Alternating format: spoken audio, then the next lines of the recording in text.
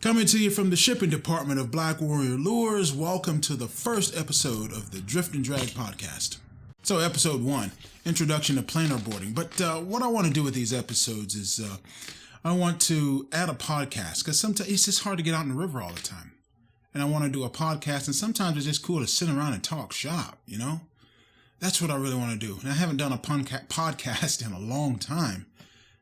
And that's why I want to do it here. So first, I'm going to put the podcast right here on YouTube. It'll be a video podcast. And if I continue doing it, then I'll put them on places like Spotify and Apple and places like that. But the main thing is get something here on YouTube, get a video deal going. I want to do these once a week, 1 episode a week. That's like 4 episodes a month, like 48 episodes a year-ish or so. Probably a little less than that because I'm going to, I usually take off during the Christmas break. But that's the whole point. All right, so let's jump in. Fun fish fact. Fun catfish fact. I'm emphasizing catfish angling. That's why the Drift and Drag podcast, because drifting and dragging have become very popular ways to fish for catfish nowadays. No longer are we in a day and age where you have to just anchor up and cast out lines and just wait for the fish to come to you. We're actively going out and seeking the fish. Drifting and trolling work incredibly well, except most catfishermen don't call it trolling. They call it dragging. You're just dragging baits, but it's basically trolling.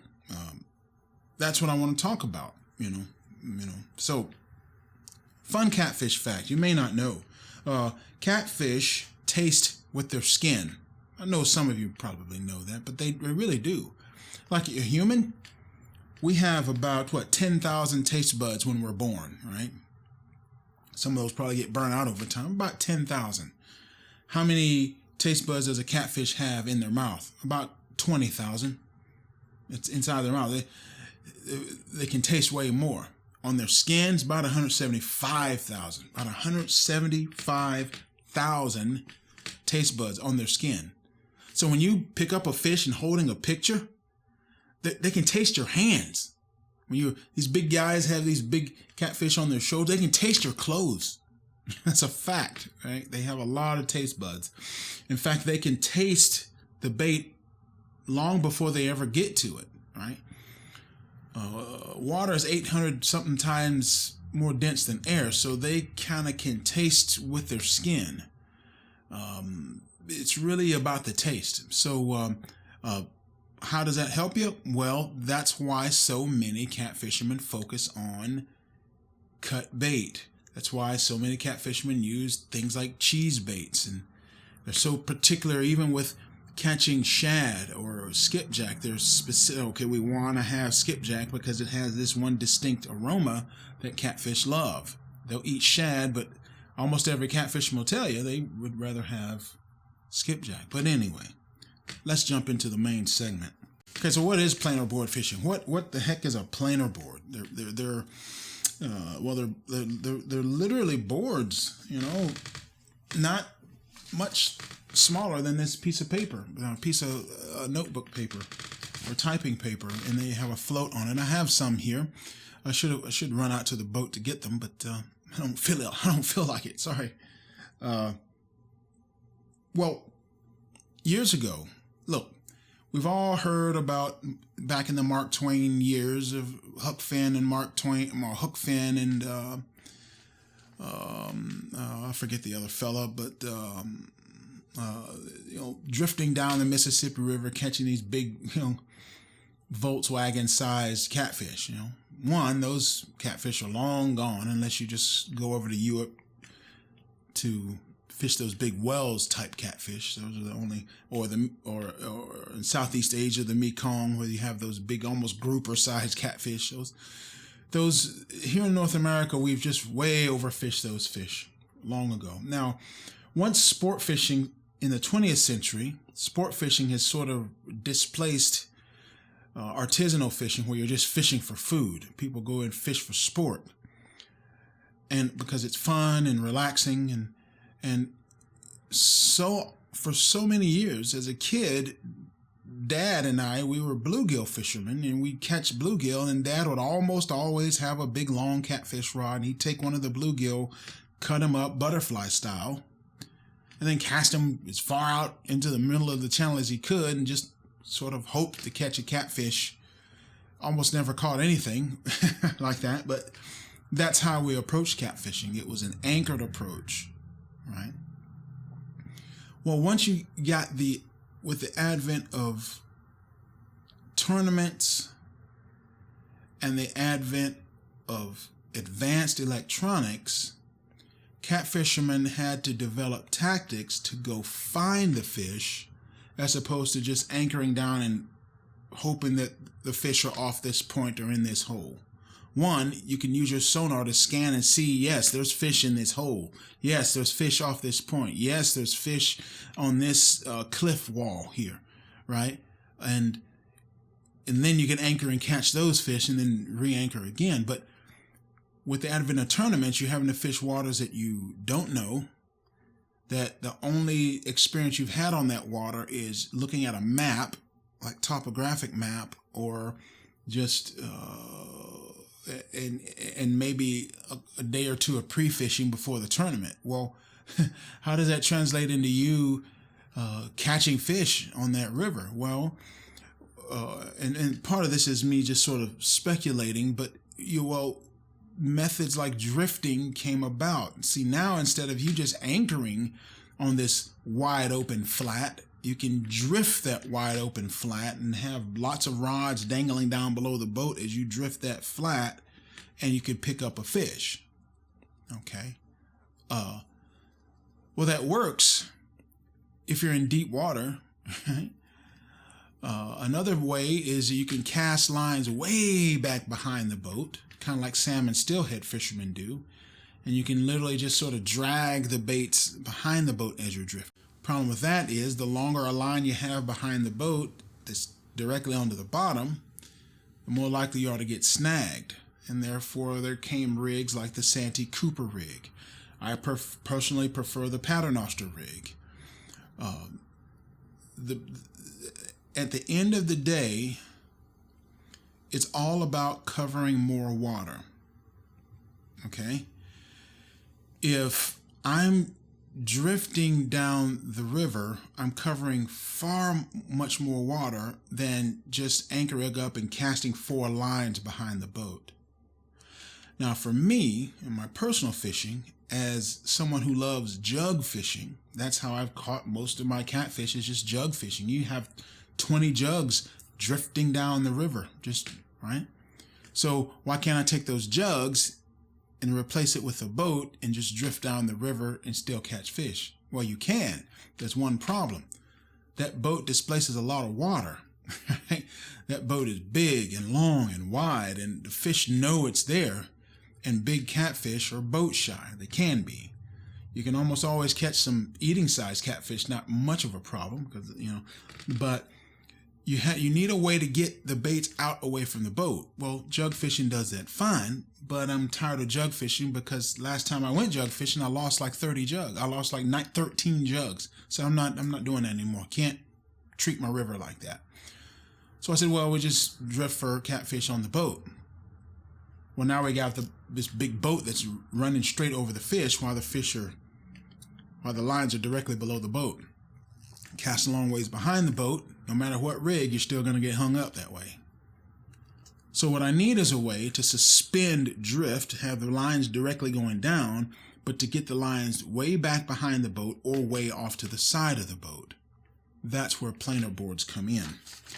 It's a board, very much like this board here. They're often made from aluminum, often made from plexiglass. I'm trying to make some out of wood, prototyping, and they usually have a float here at the top, 2 inches, and clips and things that you can clip.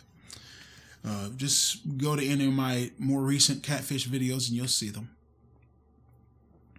What they do is that as you're drifting down the river, or as you're trolling at about half a mile an hour, 0.4 mile an hour, 0.3 even, you have a clip here that clips onto your line, fishing line, and another clip at the back here that stays on the line permanently. And once you're moving forward, every action has an equal and opposite reaction. So the planer board just starts planing off to the side. Now, walleye fishermen have been using this for just decades, right? And a lot of walleye fishermen have complained about catching catfish while they're specifically catching walleye. So also too, catfishermen have taken that technology, have also used it to catch catfish, big trophy catfish even. You'll catch a lot more. You're probably going to catch more trophy catfish if you're anchoring up, especially for flathead and stuff like that, for live bluegill and things. But there's no doubt that walleye fishermen have done this for years. And the difference is that we catfishermen just need bigger, heavier gear because we're dealing with brush piles. We're dealing with pulling catfish out of brush piles and having to turn big, monstrous fish, And so we need different gear. So why is it effective? Well, you have straight back stern platers that you can still suspend drift. That's best for my waters. And then you put the clip on the board and you can let out 200 feet of line if you want. Now that line is 200 feet away from the boat, right? It also works well in places where you're just too shallow. I mean, if it's only 3 feet deep, you think the fish is going to bite? No, but you can put that out there and put it 50 foot off the side of the boat and you can catch them, right? That's where they really work. So side planers and stern planers, those are the two types of planers. There's also a planer, it's a disc type of planer that does sink, doesn't float, but it sinks and can plane off, but those require much higher trolling speeds and they wouldn't be good for catfishing. So the reason planer boards are effective because it gets bait away from the boat, right? Whether you're long line dragging or you're suspend drifting, you can use a planer board to get your baits away from the boat so you won't spook the fish and you have the same effectiveness as you would if you were jug fishing. The difference is, I believe it's more efficient because you can use, in conjunction with your sonar and your maps, you can eliminate useless water, only fish water that is known to hold fish based on the time of the year and the structure that catfish like and the bait that catfish feed on, and you're marking fish on the sonar. Then you put out 4, 5, 6 lines out and drag or drift through that area and you'll catch fish. It's far more efficient than just willy-nilly hope there's some fish here, right? It's an active approach, so it's a new school approach, and that's what I'd rather do. Some guys just love anchoring up and they love sitting there on the water. I don't. If I'll get so bored it'll just make me mad. The only time I anchor up and just sit there is when I'm working the camera trying to get B-roll shots for you guys. So the point is, get the baits away from the boat. Let's wrap this up. I just want to sit down and talk shop. That's what it comes down to. Sit down and talk shop. A lot of you guys are targeting catfish. I'm wanting to target catfish and sort of, use the bluegill fishing just mostly for bait, and then you can use that for catfish. Yes, I do plan to build my own planer boards out of wood. I do plan to host an online class where you can learn how to do it, and I plan to teach you guys how to make your own so that you can go out and sell your own. A lot of that's going to be on Teachable. As far as questions, I had one question. I believe, a lot of people ask, do I ship internationally? And the answer is yes, I do. Just make sure that your address is current. I just had a handline reel that came back the other day, and gosh, it was, it's expensive to ship overseas. That is it. Just remember, Planer boards help you spread boats out away from the boat or far back behind the boat.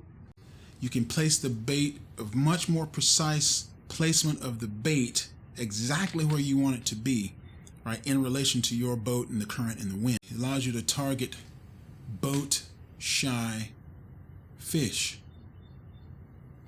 That is it for the first episode of the Drift and Drag podcast, coming to you from the shipping department at Black Warrior Lures headquarters here. I'll see you on the next one.